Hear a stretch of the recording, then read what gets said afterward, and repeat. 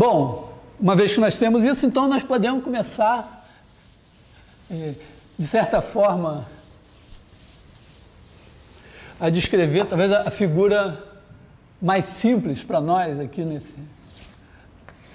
Se você pegar aqui um ponto x0, y0, para ser o centro de um círculo de raio R, sei lá, a figura vai estar ruim, mas digamos que esse aqui seja R, então um ponto xy estará no círculo, C e somente C é a distância dele, né? X menos x0 ao quadrado mais y menos y0 ao quadrado, raiz quadrada, foi igual a R. Bom, R é supostamente um número positivo, então nós podemos elevar ao quadrado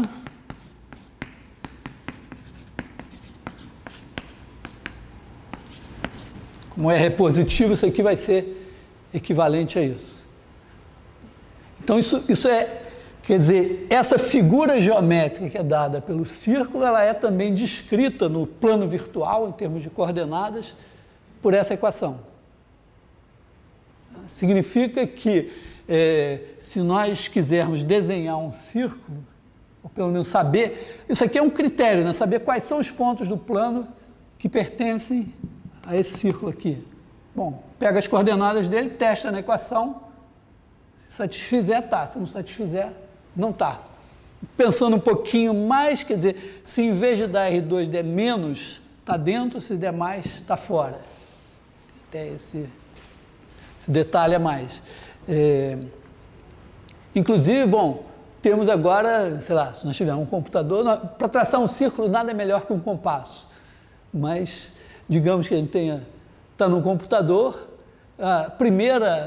primeiro método um pouco estúpido para traçar um círculo seria mandar a máquina varrer a tela, dar o centro, dar o raio, manda varrer a tela e cada pixel testa essa igualdade.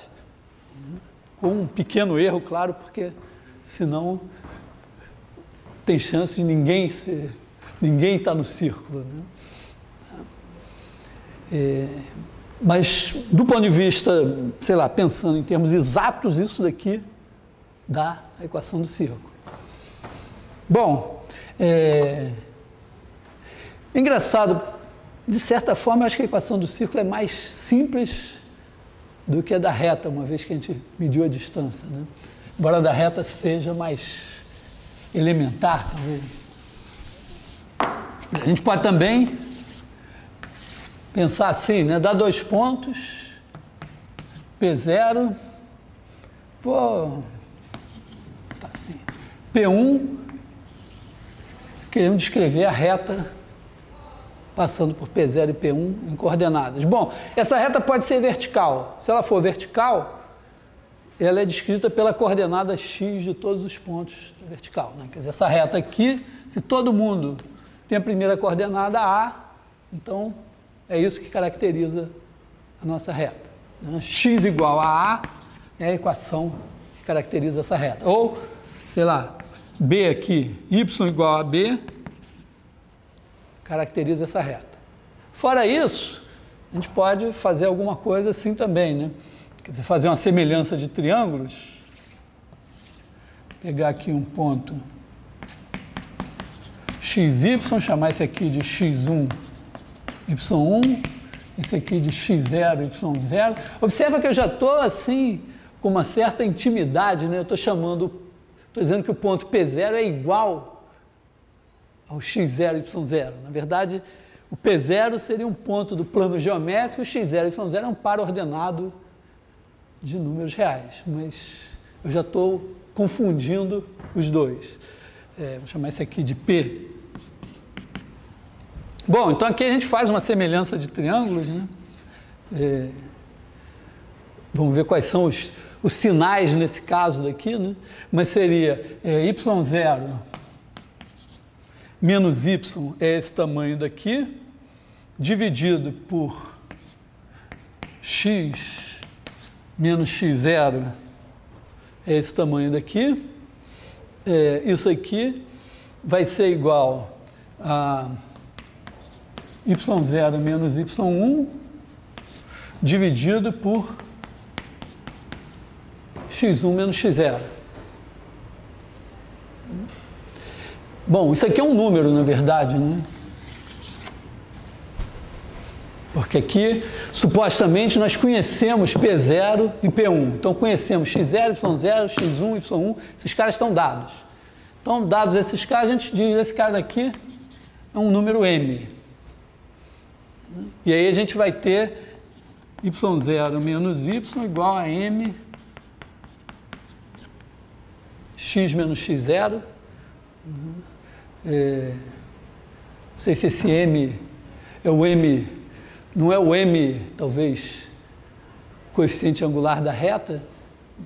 Tem lá um nome, mas ficou aqui m. Mas isso é uma equação que descreve a nossa reta. Pode dar uma ajeitada, mas o fato é que isso aqui vai ser uma equação do primeiro grau, né? Vai dar y mais mx mais botar assim, menos mx0 mais y0 igual a zero. Se eu não tiver errado as contas aí, deve ser isso. Tá? E aí, bom, é um exercício, você pode brincar de fazer todos os casos que você puder imaginar. Isso sempre vai dar uma coisa assim, ax mais by mais c igual a zero. Isso compreende, inclusive, esses dois casos, né? Por exemplo, esse caso daqui, esse a daqui é 1, o c é o menos a de lá, né? E cabe nessa história.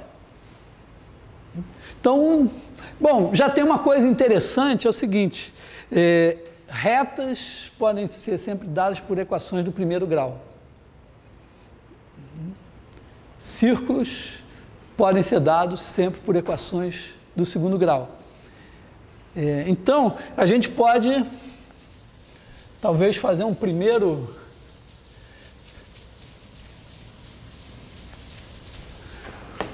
problema, que seria o seguinte: você dá um círculo, dá uma reta e quer a interseção.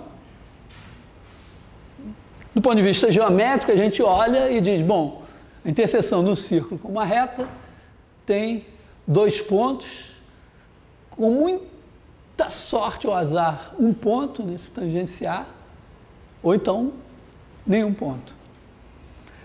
Isso é a visão geométrica. A visão algébrica daria o que? A reta tem a equação ax mais by mais c igual a zero.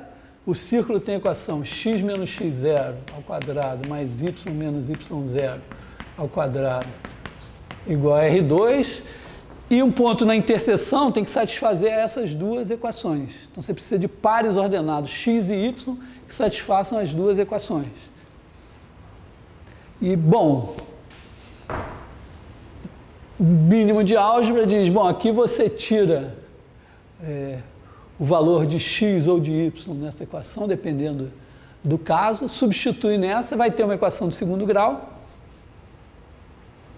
e essa equação vai dar uma, duas ou nenhuma solução. Então, tanto você pode... Agora, você também pode pensar da seguinte maneira. Você pode dizer, bom, esse problema geométrico, digamos que você sabe geometria, mas não sabe nada de álgebra. Então, você pode dizer, ó, esse problema algébrico aqui que eu não sei resolver, não tenho a menor ideia nem de quantas soluções tem, equivale a esse problema geométrico aqui. Esse aqui eu sei que ele tem nenhuma, uma ou duas soluções. Consequentemente, esse aqui também tem nenhuma, uma ou duas soluções. Ou, ao contrário, você pode ter uma mente algébrica e ser, sei lá, imagina que você é um computador. Você nem sabe o que é enxergar. Sei lá, uma coisa assim. Você pode dizer, bom, esse problema geométrico aqui, eu não tenho a menor ideia nem de que ele exista, mas alguém me traduz para esse aqui, eu sei, tem uma ou duas soluções. Para que isso tem várias implicações.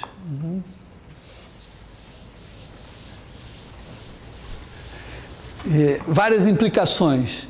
Bom, pensando em termos de computação, significa o seguinte: bom, um computador, pelo menos hoje, nesse momento ainda, pode ser que a gente desenvolva computadores, porque a biotecnologia avança também, pode começar a criar vida artificial, misturar com computação, mas, sei lá, no momento atual, um computador é uma máquina que não tem visão, tato, não tem nada. Então, todas as questões geométricas podem ser tratadas por um computador se elas forem traduzidas em termos de geometria analítica para questões algébricas.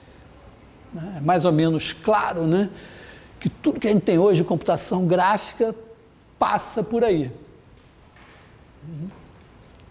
Tem uma coisa mais antiga na matemática, que é esse jogo que eu acabei de fazer. Quer dizer, a geometria analítica, ela começa com questões geométricas que são traduzidas algebricamente. E aí você usa a álgebra para resolver um problema de geometria. Mas, rapidamente, ela começa vamos dizer, a trazer questões algébricas para a geometria.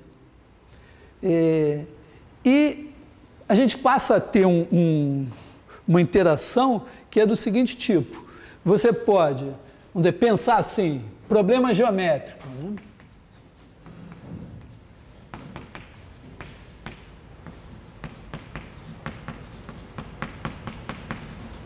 Então você parte de uma questão geométrica, esse é o seu problema geométrico.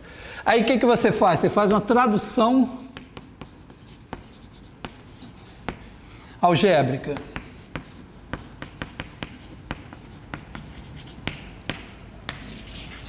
Aí você passa daqui para cá. Uma vez que você tem a tradução algébrica, você passou a ter um problema algébrico. Então, com essa tradução algébrica, né, você pode usar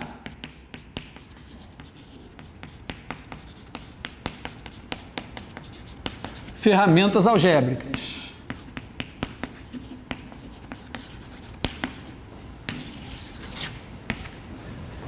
E com essas ferramentas algébricas, você pode chegar a uma solução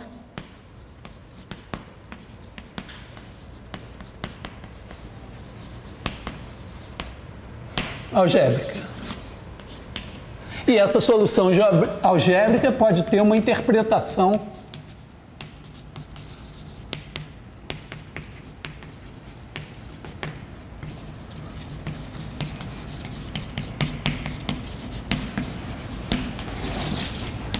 e essa interpretação geométrica da solução algébrica deve ser a solução do seu problema geométrico. Mais ou menos, vamos dizer assim, eu pegaria as duas retas, a reta e o círculo, poria a equação da reta, a equação do círculo. Meu problema deixou de ser um problema de interseção de duas figuras geométricas para ser um problema de solução de um sistema de duas equações algébricas. Aí eu resolvo esse sistema, essa solução me dá dois pares ordenados. E aí eu digo, bom, esses pares ordenados são os pontos de interseção. Tá? Ou não me dá nenhum par ordenado, eu digo, então, é porque a reta está meio longe, não tem interseção. Mas isso rapidamente abre espaço para uma coisa que é o caminho inverso.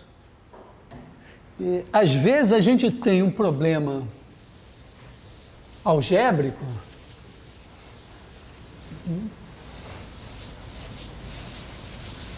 um problema que não tem significado geométrico, mas ele pode ter uma interpretação geométrica. Por exemplo, todo dia a gente tem gráfico, assim, sei lá, tempo, cotação do dólar para o real. Então, atualmente está uma coisa assim. Mas isso daqui, repara, na verdade, cada cara desse daqui é dizer que no dia tal, sei lá, tal hora, no fechamento dos bancos, né, você tem o dólar valendo tantos reais. É um par ordenado. São pares ordenados de coisas que não têm nenhum significado geométrico. Né? Dia, sei lá, 8 de março, 3,05. Mas na hora que a gente marca isso aqui, começa a olhar esse gráfico, a gente investiu esses objetos que não são geométricos de um significado geométrico, e só de olhar você diz, ó, a tendência é de subida, é de alta, sei lá, de repente amanhã, coisa assim. Né?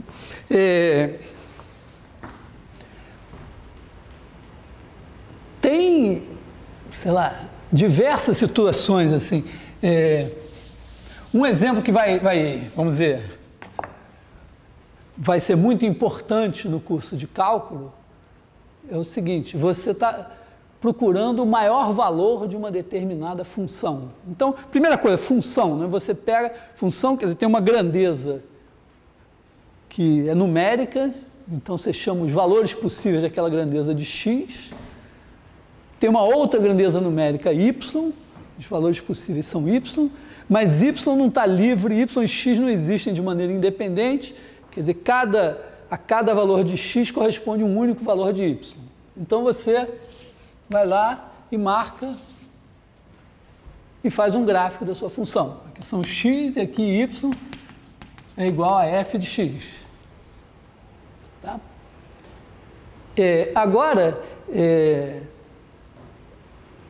eu posso perguntar assim, bom, para que valor de x essa função atinge o seu maior valor? Aí você olha e diz, bom, é aqui. Só de olhar, bom, é esse. Agora, tem uma propriedade geométrica interessante, que esse ponto em que a função assume o maior valor é um ponto em que a tangente ao gráfico é horizontal. Né? Repara, estou falando de tangente ao gráfico, sei lá, isso aqui pode ser lá o nosso tempo com a cotação do dólar, mas eu entrei aqui com uma tangente, uma figura geométrica. Então, a gente pega o problema que não tem nada de geométrico, investe ele num significado geométrico e, de repente, tem uma sacada geométrica aqui que pode dizer, bom, mas então o ponto x que eu estou procurando, sei lá, x0, é um ponto em que a tangente é horizontal. Se eu conseguir agora voltar na expressão da minha função e conseguir saber como é que eu calculo a tangente ao gráfico em função da expressão da função em cada ponto, o meu problema passa a ser procurar o ponto em que essa tangente é horizontal. Oi? Uma curva totalmente irregular assim, você sempre consegue racional geometricamente? Não, aí tem nem toda curva vai ter uma expressão algébrica, sei lá, em termos de polinômios, seno, cosseno, de funções assim conhecidas. Nem é verdade que nem toda curva vai nem ter tangente. Uma curva assim, se você fizer uma curva totalmente irregular. Tem aliás, tem um teorema de um matemático alemão da segunda metade do século XIX, Weierstrass, que é muito interessante. Imagina que você faz desenha aqui uma curva contínua, pelo menos assim. Tá? Contínua não quer dizer, vamos dizer assim, definição ingênua, a curva é contínua se você desenha ela sem tirar o lápis do papel. Tá? A primeira vez que eu ouvi isso, o professor falou ridicularizando essa noção, mas eu acho muito boa. Né? Então, eu desenhei aqui essa curva contínua. Ela pode não ter expressão algébrica conhecida, pode, inclusive, não ter derivada em nenhum ponto. Derivada quer dizer não ter tangente. Na hora que você vai tentar, ela é tão irregular que não dá para definir a tangente dela em nenhum ponto. O próprio Weierstrass mostrou, acho que o primeiro exemplo de uma curva que é contínua, mas é tão irregular que não tem tangente em nenhum ponto. Depois, na virada do século XIX para o século XX, tem um outro matemático chamado Baire, que mostrou que, num certo sentido, as curvas contínuas, que não tem tangente em nenhum ponto, são um conjunto maior do que as que tem tangente em algum ponto. Mas o Weierstrass, ao mesmo tempo, ele mostrou o seguinte teorema. Pega aqui nesse intervalo AB, então tem aqui o gráfico da minha curva, que eu sei que é contínua, mas não sei nenhuma expressão para ela, não sei, talvez ela não tenha tangente em nenhum ponto. É claro que eu desenhei esse gráfico, ele está impreciso, na verdade o que eu sei é que a minha curva abstrata, o traço dela passa dentro desse risco de giz aqui. Mas o Weierstrass demonstrou que dentro desse mesmo risco de giz tem o gráfico de um polinômio. Então, qualquer curva contínua, por mais irregular que ela seja, dentro de um intervalo fechado, limitado, ela pode ser aproximada tão perfeitamente quando a gente queira por algum polinômio. Se você der vamos dizer, assim, teoricamente, quer dizer, você deu a curva abstrata aqui, deu um epsilon, então você aceita epsilon para cima ou epsilon para baixo, faz uma faixinha, dentro dessa faixinha tem o gráfico de um polinômio, de algum grau e tal. É um consolo, de certa forma. Bom, então, o que significa essa segunda parte do que eu falei? Significa que você pode ter um problema algébrico. Ele pode nem ser o que a gente chama de algébrico, um problema analítico, né? Um problema que não tem nada de geométrico. Aí você traduz em coordenadas e, eventualmente, você consegue investir esse problema de um significado geométrico.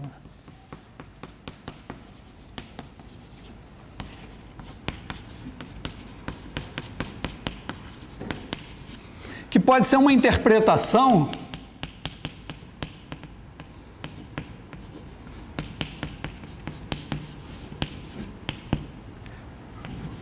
ou, vou dar talvez um exemplo, ou uma fantasia mesmo.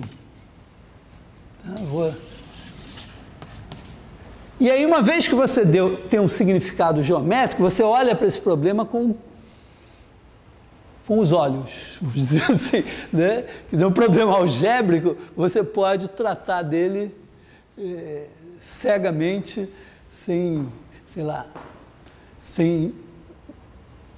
recorrer à visão, ou pelo menos, se você for cego, a alguma noção geométrica, né?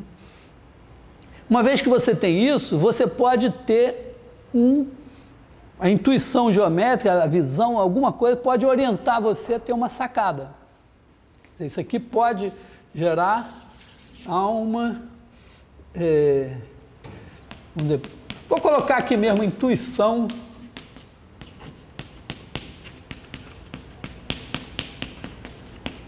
Intuição, vamos dizer, um termo talvez um pouco vago, mas, sei lá, pela sua experiência, pelo que você já viveu, pelo que você já viu, você olha para aquilo e diz, isso aqui, sei lá, é o círculo de Apolônio. sei lá, é uma elipse, é alguma coisa. Não estou dizendo que você já viu o círculo de Apolônio, estou só dizendo que eu já vi. Mas, e aí você olha para isso e diz, poxa, isso eu já vi, eu acho que isso tem assim. Então, isso diz, bom, no meu problema de geometria, o que eu deveria fazer seria isto assim, assim. Quer dizer, isso aqui, então isso aqui pode conduzir a uma estratégia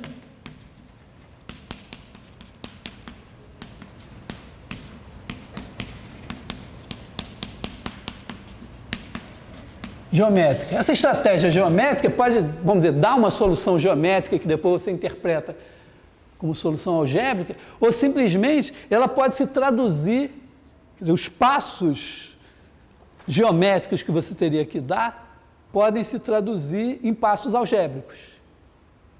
Sei lá, você olha e diz, bom, isso aqui, vamos dizer, isso aqui é uma reta, isso aqui é outra reta. Então, o que eu quero é a interseção dessas duas retas. Sei lá, no seu problema você diz, isso aqui é uma reta, isso aqui é uma reta, quero a interseção dessas duas retas, então vou fazer a interseção dessas duas retas. Pode ser que essa interseção das duas retas você faça lá na álgebra, pega a equação de uma reta, a equação da outra reta e resolve o problema algebricamente. Mas essa estratégia geométrica, então, agora vai guiar os seus passos na álgebra.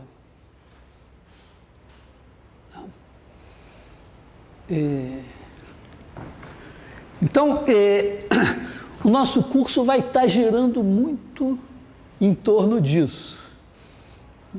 Muitas das coisas que nós vamos fazer,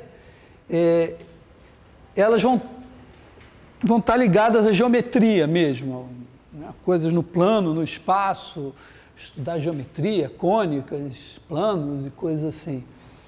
Mas, de certa forma, isso é uma preparação também para a gente poder, vamos dizer, na medida que a gente está treinando, resolver esses problemas de geometria com ferramentas algébricas, a gente também está se preparando para situações mais gerais em que problemas que não são geométricos possam ser interpretados geometricamente, e aí a gente olha para eles e diz, é isso que tem que fazer. Eu vou dar um exemplo daqui a pouco.